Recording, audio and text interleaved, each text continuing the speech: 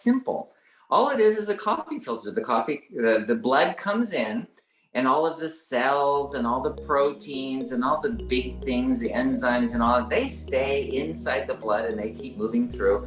And the water and whatever's dissolved in the water, like sodium and potassium and sugar and everything that's dissolved in water, comes through the filter.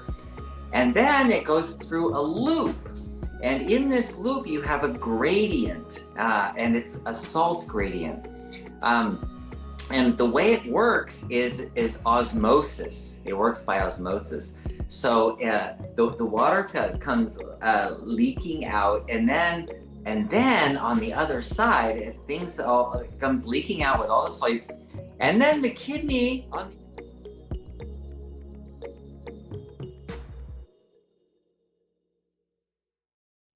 Hello, everyone. Welcome to the Fixed Blood Sugar webinar. We're excited to have you here today. We are in the 200 number for webinars. So this isn't our first webinar. We've been doing this for a few years now, and this has been really, really fun. Some of you have been on this journey with us since the beginning, which is so awesome. And in fact, if you are one of those people, comment below, let us know. And feel free to share a little bit about your journey and your story and how things have gone for you. So if you're new here, you should know that we primarily talk about type 2 diabetes. And every other week, we try to talk about something really specific. And then on those other weeks, we kind of go back through the basics of what type 2 is and what's happening in your body, what you can do about it, that kind of thing. So today we're actually going to be talking about kidneys, their function, and how type 2 affects your kidneys. We're actually waiting for Dr. Saunders here, so you get to see Joe and myself. So if you have questions for Joe while he's here, feel free to ask. Oh boy. Oh boy, you probably are seeing some emails from Joe, or you see him all around. You've probably seen some videos with Joe. He's usually on all the webinars, but oh, look, we have some of our team on here. I thought you guys would be on Facebook. Yay. I'm waiting for Dr. Saunders, so I'm not live on Facebook yet. We're going to chat here for a little bit while we are waiting. Grace is here. You're back. Hello. Hello from Southern California. Been watching the webinar since 2020 when it was a different day and time. You're right. It was. Were we on Wednesdays? I think so. No, I mean Thursday. Sorry. Thursday. Yeah. Well, I don't remember. That's a long time yeah. ago. Hello, Dr. Saunders. I've been trying to get on the Healthy Heart webinar, and it just was not working for me. And because they both come in at the same time, the two emails come in at the same time, and I clicked on one. I know. Well, Grace was just saying she's been watching us since 2020, and back then the webinar used to be on a different day. Was it on Thursdays? I think it was. I know. So it's very confusing for us still, guys. And now we started another webinar on Thursday. So this is hard. This is hard work for our brains. But if you guys aren't familiar with that, so we're talking about type 2 primarily today. And then on Thursdays, we talk about healthy heart. And so 2 times that you get to see our faces, guys, twice a week for an hour, and just a lot of really good teaching. So if you are not subscribed to one of those webinars, you can do so at bartonwebinar.com. They're free, guys. And really, really good information, plus an opportunity to ask Dr. Saunders questions, which I asked this before and no one could tell me. Is there another place where you're able to do that? Because I haven't found another place where you're able to do that with the doctor every week and for free. And so we just think it's such an awesome opportunity, and we're just so thankful for him. We don't know what are we going to do if something happens to you, Dr. Saunders? You better keep fasting. Live forever. And berberine. That seems like another good one. Berberine and fasting. My object is to live forever. So far, so good. All right. Well, we're glad that you are here. Today we are talking about our kidneys, kidney function, how type 2 affects the kidneys. I'm excited to dig into this a little bit. You know what? I got to go live on Facebook. I was waiting, and now here we go. Give me 1 second. How to get kidneys from the black market. Black market kidneys. Watch too many of those movies. Sorry. Before we get started, I just want to do a quick disclaimer. Joe's joking. There's your disclaimer. And then also, Dr. Saunders is not your doctor. And so the information that is shared here today is for general purposes. But Usually it works. Can I say that? I'm not the doctor. But you should probably talk with your health provider before you implement any of the things that we are talking about today. Okay, here we go. Okay, so many things already coming in from everyone. Ryan's on, Nick's on. Hi guys, Carl. You know what, Ryan and Nick, you should really just hop on the webinar right now. It'd be fun to see you. Carl, they're scared. I like what Roy said. No, Roy said, okay, if you want to live forever, all you got to know is Jesus. And I'm like, yeah, that was good. Nice. Yep. I'll post something in the chat related to that a little bit. So awesome. Eric is on. Hello. Cheryl, hello from Georgia. We have Ronnie from Texas. You're back. Hello. Lots of you. Okay. Live to 120 left. I'm not sure what that is. Okay. Anyway, let's go ahead and get started. The first thing that I want to do, because I want to make sure that we all understand this, is I'm going to share my screen. And we're going to take a look at the kidneys, where they are. I was going to have Dr. Saunders just show us on his body, but I thought that might get weird. So we're going to show you this. And, oh, can you see that? Is it very small? It's pretty good for me. I can see, yeah. I don't know why it looks so small right now, but okay. Anyway, so you can kind of see where the kidneys are if you look in this, that general area. You can see at least where they are. And then there's, some other a zoomed in look at it as well. But while Dr. Saunders is talking, I just kind of want you to think about what's happening in your body, because for me, I'm a visual learner. And if I don't understand where these things are in my body, it's hard for me to understand what to do about it, right? So Dr. Saunders, what can you tell us about the kidneys? Why are they important? Why should we care? Okay, your kidneys are a method of detox that is miraculous. This is the coolest way to filter things out. So the way it works is you have this filter, and think of it like a coffee filter. It's really that simple. All it is a coffee filter. The blood comes in, and all of the cells and all the proteins and all the big things, the enzymes and all, they stay inside the blood and they keep moving through. And the water and whatever's dissolved in the water, like sodium and potassium and sugar and everything that's dissolved in water, comes through the filter. And then it goes through a loop. And in this loop, you have a gradient, and it's a salt gradient. And the way it works is osmosis. It works by osmosis.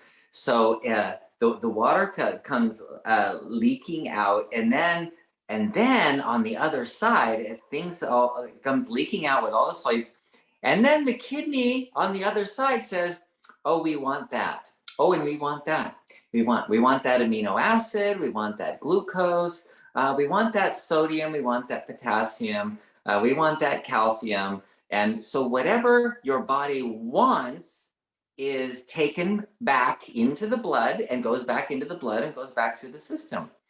And whatever is not something that it wants just goes away. It goes out in the urine. And so it's a perfect way to be able to filter out anything that's dissolved in your blood can go out in the kidneys. And the kidney will just say, "I don't want that." And so it goes out in the urine. Isn't that remarkable? I mean, it's so beautiful when you think about it. That you keep what you want and anything else. So whatever you can make up any kind of toxin, any kind of problem thing, whatever. And the kidney will just say, "I don't want that." And then it goes out in the urine. Isn't that awesome? It's amazing. That's really cool. Guys, feel free to post your questions in the Q&A. That's kind of the best place to manage it. And we're going to keep asking Dr. Saunders questions about this, but as we're talking and something if you don't understand, or you have a specific question to your type 2, feel free to post those there. Same with those of you on YouTube and Facebook. Post those while we're live, and we'll try to do our best to get to those. It was funny. Let's talk about the ways to keep your kidneys healthy. What do we need to be doing? Okay, so if you look at what could go wrong with the kidneys, let's first talk about what could go wrong. One of the worst things that happens is the filter stops working. And so if you have this, like a coffee filter, and then somebody comes along to your coffee filter and starts poking little holes in it, and just like the little pinholes, you don't even notice it. You set it all up, and then you start going, gosh, my coffee's really kind of grainy, and it's got sediment in it. What's all this? And you start looking through the light, and you go, oh my gosh, I got a bunch of pinholes in my filters. That's what happens in the kidneys. It starts out with just little pinholes in the filters. So your doctor measures the amount of proteins in your urine, because you shouldn't have any protein in your urine. If you have a tiny bit, that's acceptable, but that's still a problem. I mean, it's still that there's something wrong, because you should not have any protein in the urine. That's not a place for protein. You can have amino acids, of course, that's part of they can filter out and not be reabsorbed. So then the doctor tests your urine and says, oh, you have protein in your urine. That's a bad sign. That means your kidneys are getting bad. Why? Well, because what it means is you have holes poked in your filter. And why are there holes poked in the filter? And here's the big thing about type 2.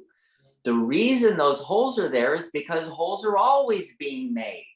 Everywhere in your body, there's holes being made. There's holes being made in your skin to the outside. There's holes being made in your eyeballs. There's holes being made in your intestines. Everywhere in your body, there's holes being made. What happens? They get repaired.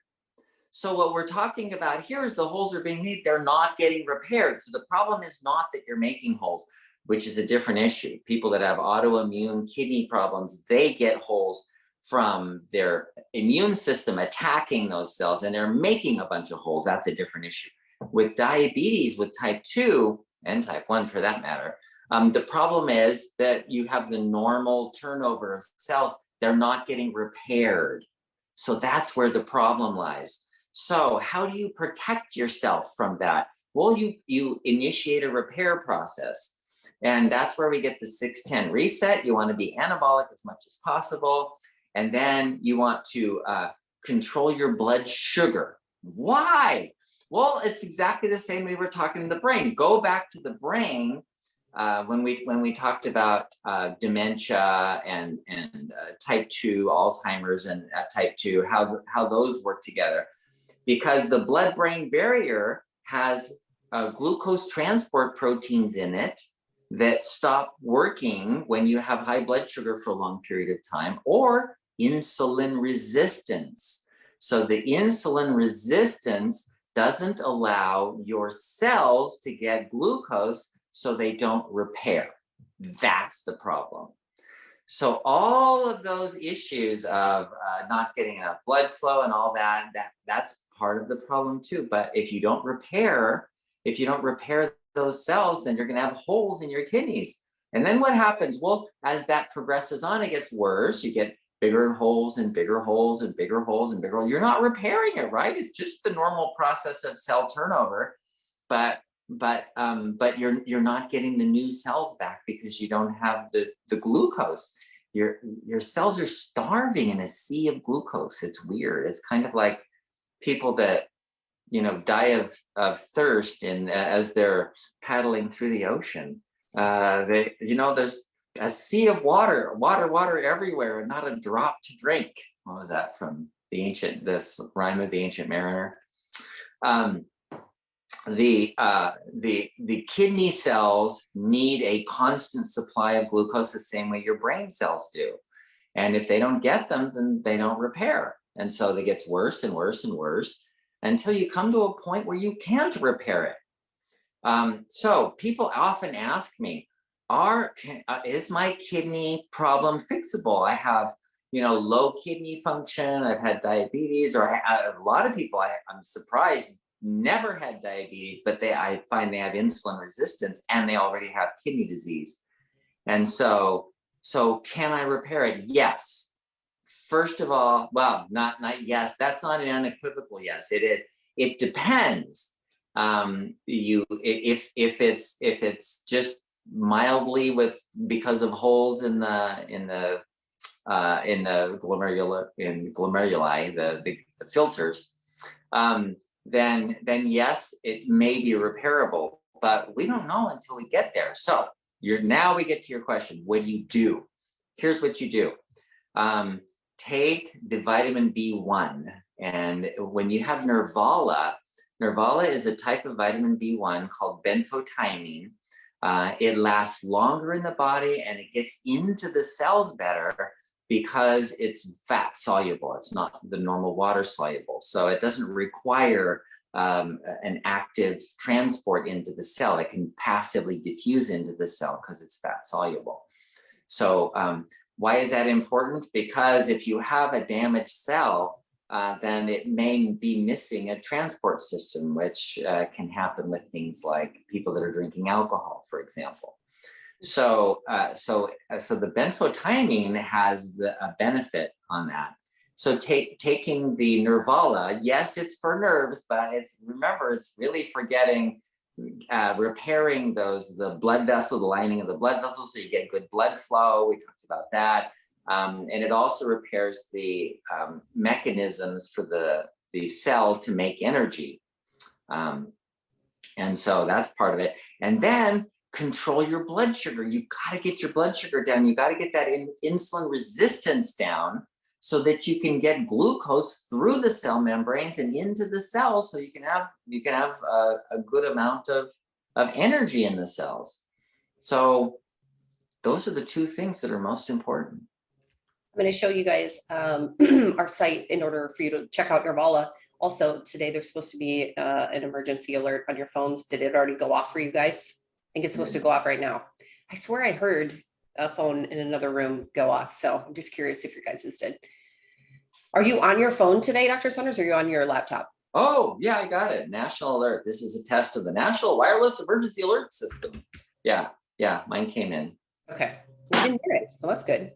Okay, if you guys ever are wanting to look at some of our products or the things that Dr. Saunders mentions, I will tell you this because I've had questions about this today. Dr. Saunders is not saying take the supplements. That's where all of the magic happens, right? I think we just have to tell everyone that. The magic for many people that are battling type 2 will happen inside this book and probably through testing for most people before the supplements. So, and we'll dig into that a little bit more, but I just want to tell you that. So let's go ahead and look here. I'm going to share my screen. Oops, I didn't want Cinechroma. Let me see. So it's going to show you Cinechroma, which is another great product, but that isn't what I was going to show you. So we'll go to shop. This is at bartonnutrition.com and you'll find it. But here is Nervala. And that is available on the site. You can use code webinar25 to save 25%. I was going to just show you. There's the benfotiamine. And then what about the alpha lipoic acid? What is that beneficial for? That's primarily for nerve repair, but it also decreases inflammation. So it's an antioxidant. Okay. So there you go. If you're interested in that, bartonnutrition.com. Okay, this is good stuff. And we have a lot of questions that are coming in already. You know what? I'm just going to ask a question here. Let's see. From Rayanne. Rayanne said, my A1C went from 12.6 to 7. Wow. To 9. 7 to 7.9, maybe? I'm not exactly sure. Either way, it got lower. I did what Dr. Saunders recommended, and I ordered and paid for myself the insulin level and the C-peptide tests. My insulin level is 40.6, and it should be under 18.4. Well, it should be under 10 on a fasting specimen, but yeah, 18. 18 is normal, but most people are not normal, so that's why it looks that. Okay. Yeah. More than double normal, she says. Yeah. The C-peptide is 5.31, and the normal range is 0.8 to 3.85. Wow. Okay, beautiful. So now you know something. Now you have some information that you can work with saying, I don't have a lack of insulin. My pancreas is putting out a ton of insulin. I just got to become more insulin sensitive. And that's where you just go into phase 1 of the program. Good, great, good work. Yeah. And she had said, does this confirm that I'm insulin resistant and the meds that I'm on are not working? And they're not going to work because what they do is cause you to make more insulin. You're already insulin resistant. It's just going to make that worse. She said, I have my doctor appointment tomorrow. I just want to know what to ask him about the insulin level and the C-peptide results. First of all, good for you for doing that. I mean, for going in, doing the testing, figuring this out, and that's awesome. Look at what you know. I'll be curious to see what your doctor says about your tests. Good job. Okay, so we have another message here. I'm still in my intermittent fasting following my diabetic protocol, and I'm seeing great results in my glucose numbers. They're coming down. But I started taking Provitalize, and I noticed I was having watery stool. Do you advise I take my berberine with it also? Taking Synachroma daily. I feel great though. I don't know what Provitalize is. Okay. Okay. Synachroma, watery stool. Gosh, why the watery stool? I don't know. That's where you can play with it sometimes. And I'll tell people, you know what, try this, try that, go off it, see how you feel. Go on this, try different things, different combinations, and see how different things affect you. And that's going to give you a lot of clues as to what's going on. Okay, Alan had asked, do kidneys sometimes excrete blood clots? Oh, well, not on purpose. Yeah, it's always a bad thing. So if you have clots coming out in your urine, in the little teeny clots, it could be from the kidneys, which is a really bad sign. It could be from kidney stones that scrape the ureter and cause bleeding in the ureter. It could be from the bladder. Sometimes people get polyps or cancers in the bladder that can bleed and cause clots to form in the bladder. It'll come out in the urine. It could be coming from the urethra, and from men, if it's a man, it could be coming from the prostate gland, or even from the testicles, from the spermatic cords. So that there's all of those sources all the way through that urinary system could be bleeding, and you got to find the source of that bleeding, because most of the time that's not a good sign. Okay, Allison had asked, how do you get stones and what do they do to get rid of them?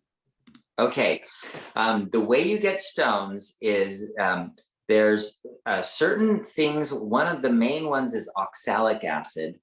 And oxalates, your body can process oxalates, and you usually get rid of them in the urine. A certain amount of them you get rid of in the urine. And if you're excreting a lot of oxalic acid, what happens is it binds to calcium and makes calcium oxalate. And then it'll form crystals, and those crystals will bind together and they'll start forming stones. So as you're building up a stone, so to speak, with this calcium oxalate, because you have what's called a nidus, which is the beginning crystal, as long as you're flushing them out, the crystals will just flush out. But once you start with a place where stone forms, then other ones can come on, and it gets bigger and bigger and bigger. So it can just form like really huge stones. So that's where it starts. And so people have thought, well, maybe if you take less calcium. Turns out that doesn't help much at all.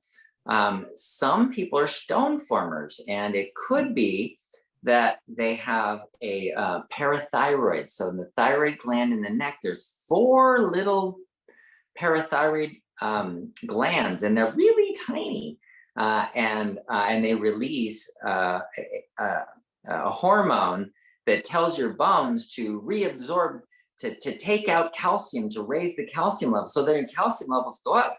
And your kidneys are like, oh my gosh, we got all this calcium, and starts getting rid of the calcium. Instead of, remember I said that it'll reabsorb the calcium?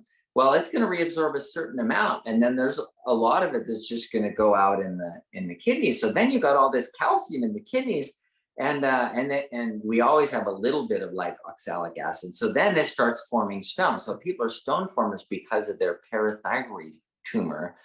Or some people have metabolic problems where they make a whole bunch of oxalic acid, and they don't process it well, and they don't get rid of it. So the kidneys are going, oh my gosh, I don't need that, and starts excreting all the oxalic acid. And then whatever is in your urine, and there's always some calcium there, right? So that binds, and that starts making stones.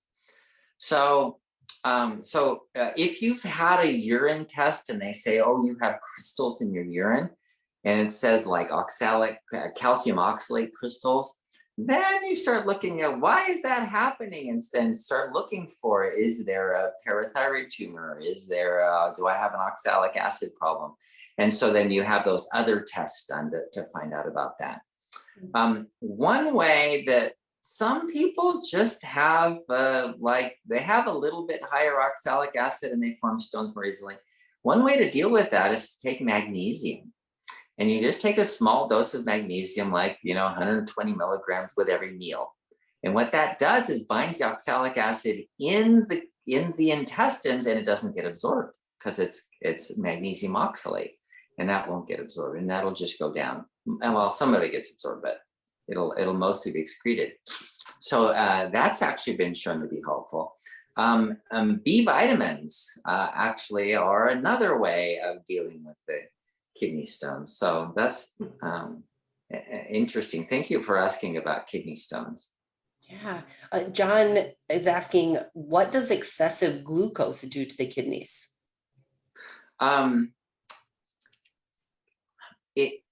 Excessive glucose changes. Remember I said there was a concentration gradient that osmosis used to filter out, to take all the fluid out and then reabsorb it back in. Excessive glucose changes that. But by itself, the excessive glucose is not damaging the kidneys. It's damaging, no, it doesn't damage. It just changes the concentration gradient to some extent. And so you end up peeing out a bunch of glucose. There's actually a couple of drugs that do that too. Farxiga is one of them that causes you to doesn't allow the kidneys to reabsorb the glucose, so you pee it out really easily. And that doesn't really change the concentration gradient much. So actually, and that's a good point. It's the high glucose is not the problem. It is a mild problem, but it's not the problem. The problem is insulin resistance. That's what when Leslie was telling you that, taking a pill or a supplement, that's not the answer to the problem, because that doesn't deal with the problem. The problem is insulin resistance. And the way to deal with insulin resistance is phase 1 of the diabetes solution kit. So that's why. All right. Carl said, we've had 2 questions about this. The other night I went to get a spinal block for a back injury. When I arrived at the hospital, my glucose was 88.2. 2 hours later, when I left the recovery room, it was 135.6. I had not eaten or drank anything for at least 6 hours. Why would it spike up like that? Good question. Okay. So the reason it does that is because your regulation of glucose is not really good. It's not working well. And so what happens is your glucose is 88 when you're going in, and you don't eat anything. And so your body's using up glucose. And so it starts dropping down more. And then as it drops down, your pancreas says, oh my gosh, the glucose is getting low. Shut off the insulin and turn on glucagon. Glucagon tells your liver, make sugar. And so, and it suppresses insulin. So now you can't bring sugar into your cells, because without insulin, you can't bring it into the cells. And then the glucagon is telling the liver to make more sugar, glucose. So then the glucose starts going up, but you don't have any insulin to bring it down. So it just keeps going up. That's why it happens. It's okay. It'll eventually get high enough that it'll shut off the glucagon and turn on the insulin, and then it'll go down again, and it's part of the process. Well, and Allison had asked too, why does your blood sugar go up when you're stressed or sick, or you just have a fever? Yeah, and that's a little bit of a different issue. When you're releasing adrenal hormones, cortisol being the main one, that induces insulin resistance. So your blood sugar is always going to be higher. And we talked about that. The woman that was stressed, that she had stress diabetes. She only had diabetes because she was stressed. When she wasn't stressed, she didn't even have diabetes. It's amazing. Roy had asked if taking a tablespoon of apple cider vinegar would help to dissolve stones.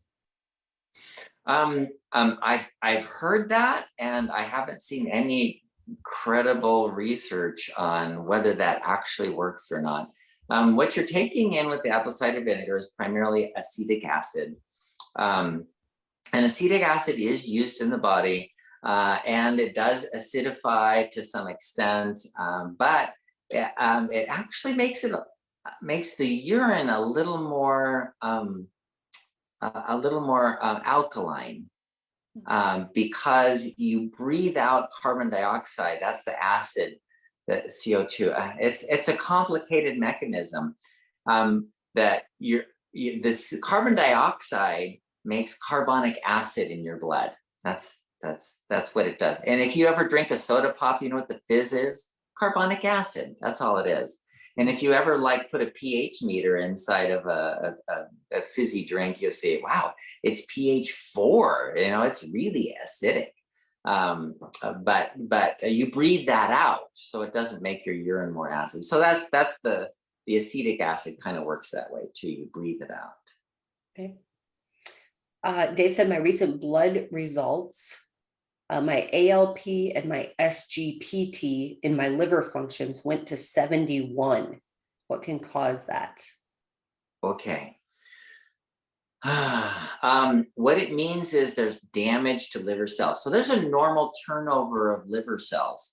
And everybody has this. Your liver regenerates pretty easily. If you cut half your liver off, it'll grow back. The liver is just amazing that way. And so there's a certain number of cells that are dying. And when they die, they release those AST, ALT, SGOT, SGPT. Those are enzymes that are released from the inside of the cell that are not made in your blood. So if we see them in the blood, we know that a liver cell has broken open and the enzymes were released. And so we look for those enzymes and we can say, oh, this is the level of cell turnover or the loss of your liver cells.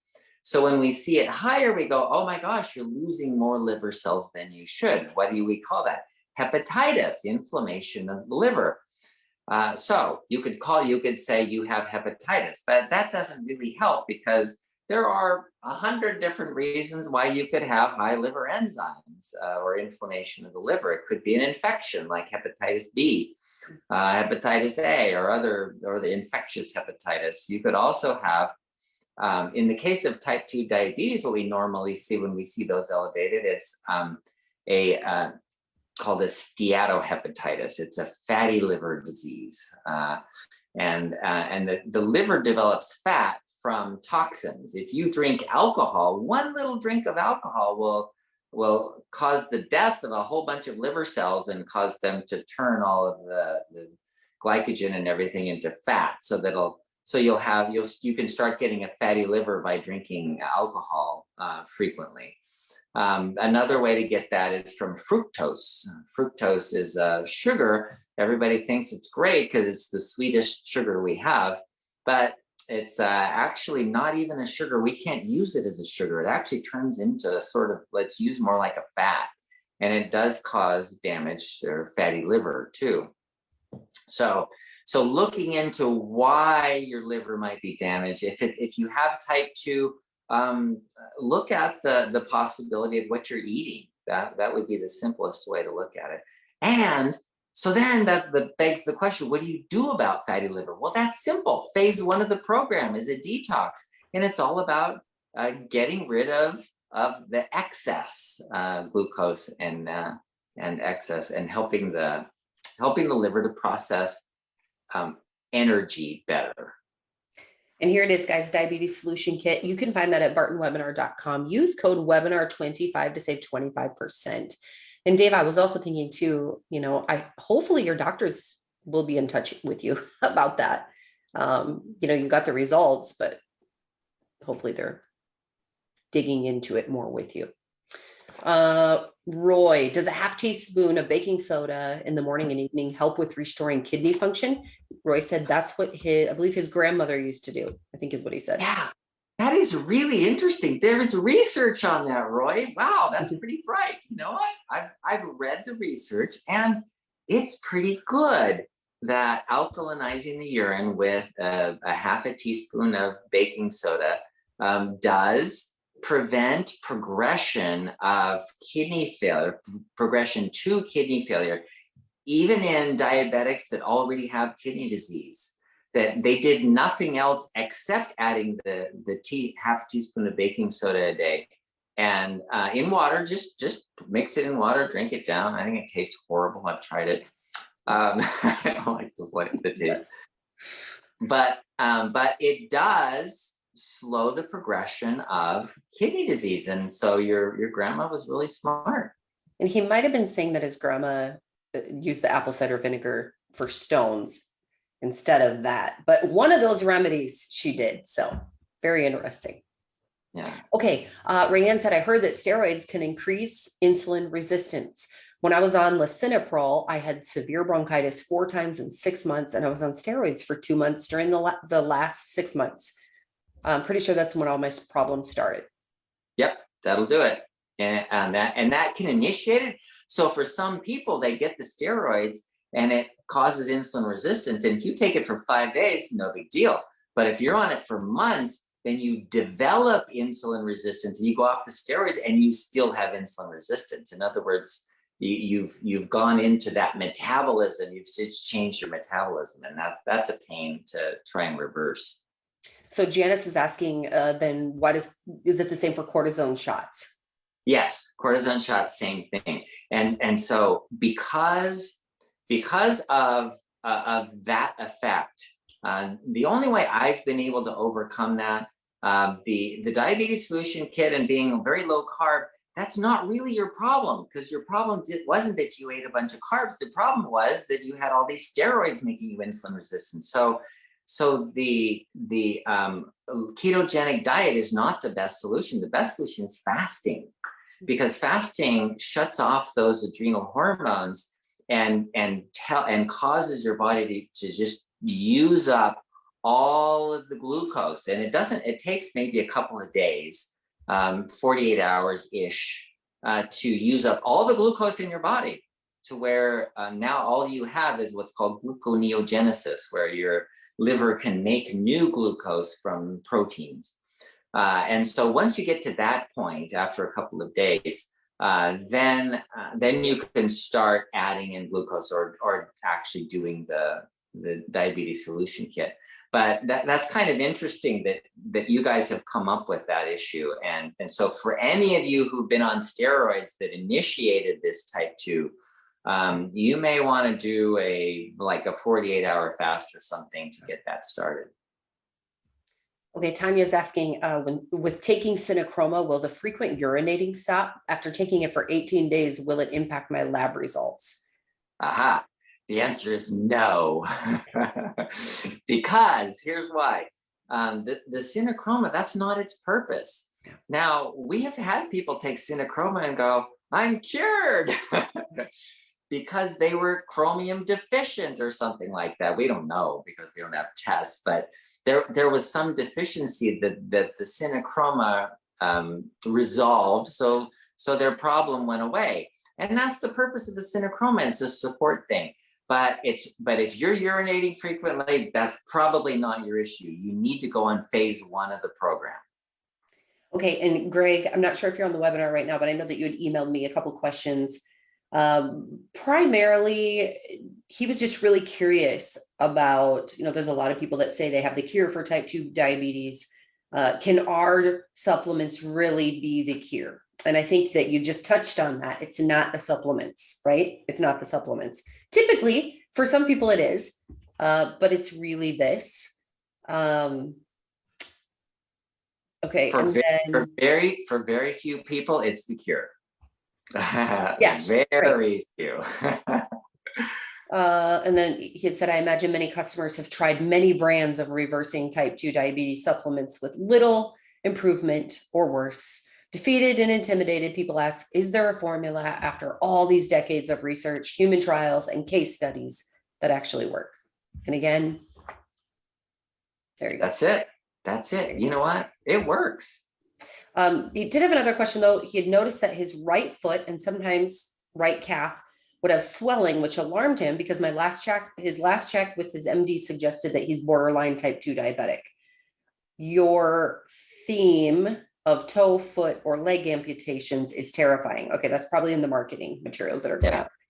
Which leads him back to his concern, of course, of what really works. And again, here we are. So very good questions. Those are really important things to ask because people really want to reverse their type 2. And if you want to do it, this is where you start. Yeah, we're actually here, like our purpose for our webinar is to discuss and help you with the program.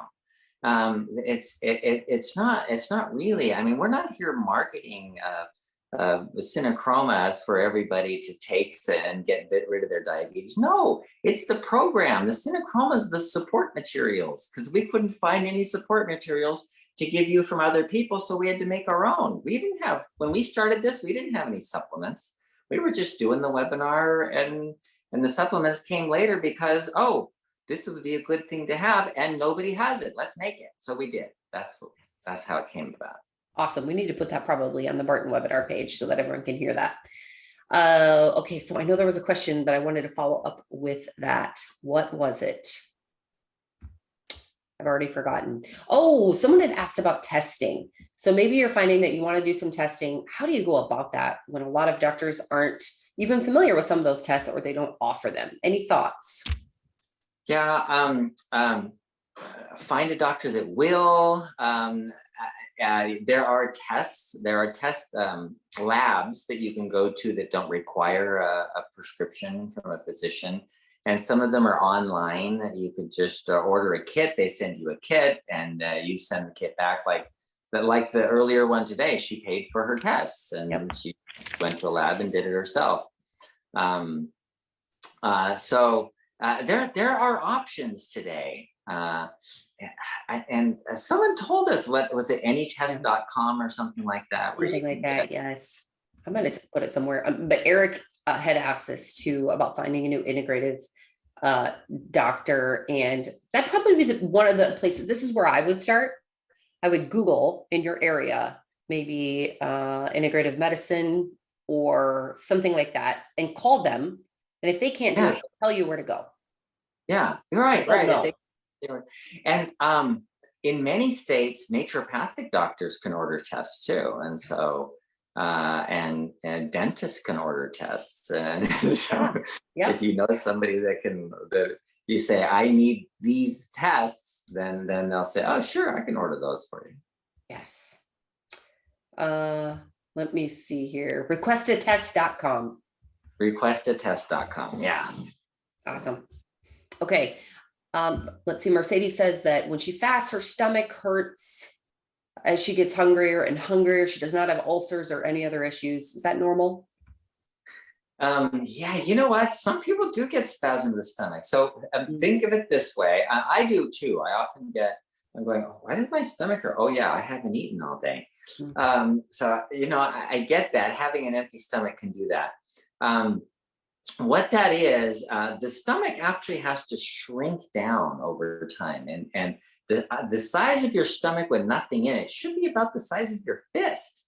And some people, because they eat, and before they're done digesting that food, they eat again, and before they're done digesting that, they eat again, and the stomach's getting bigger and bigger. And so some people will have a 2-liter stomach. That's like a huge stomach that goes from the top all the way down to their pelvis.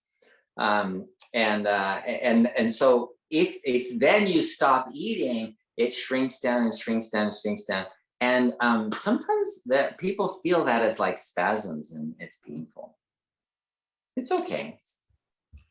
It can also be, some people have said that as their bowels are moving, it can hurt too. So you never know. Okay, I had a question here that was really good. Somebody had asked about hypoglycemia. And okay, Seidu. I'm not sure. I'm probably pronounced Seidu. I visited my aunt and she tells me that she has passed out about 3 times in the past year due to hypoglycemia, but she never feels hungry. What is happening and what do you suggest? She lives in Ghana.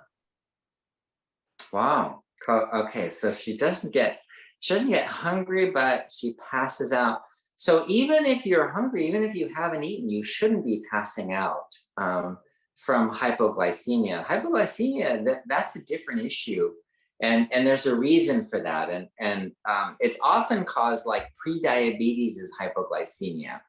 If you don't eat, and your body has all the enzymes necessary for using fat for energy, then you just switch to fat burning and your energy stays the same and it never drops out and you never pass out.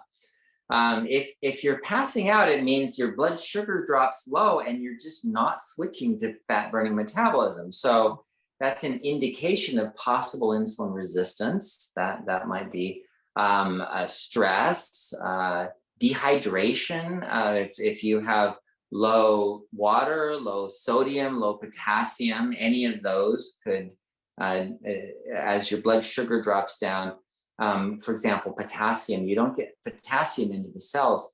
Insulin is related to that as well. So there, it's not as simple as I didn't eat, I passed out, therefore, blood sugar was too low or something. There's a combination of factors. So having all those tests saying, is there insulin resistance? Because that would do it. Or is there electrolyte imbalances? Because that could do it too. Okay. Mercedes says that my pancreas is normally functioning, putting enough insulin. Where does the insulin resistance come from? Which organ is at fault? The stomach. It needs to be empty. Okay, so insulin resistance is when the cells, and this is on a cellular level. Think about it. You have 100 trillion cells in your body ish, and those and all of those cells have receptors to bring glucose in. They have insulin receptors.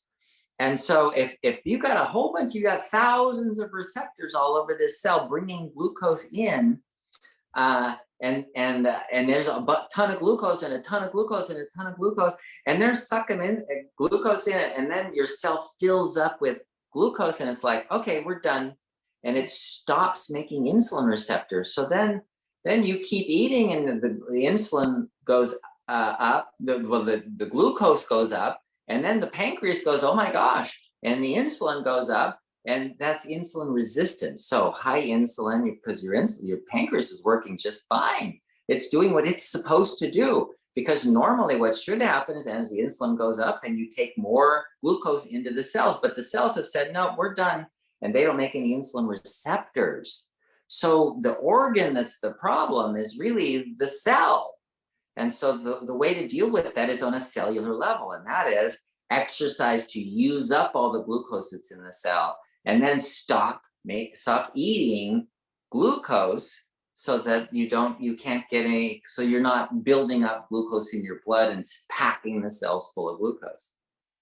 So that's what phase 1 is. Phase 1, that's what it's talking about. All right.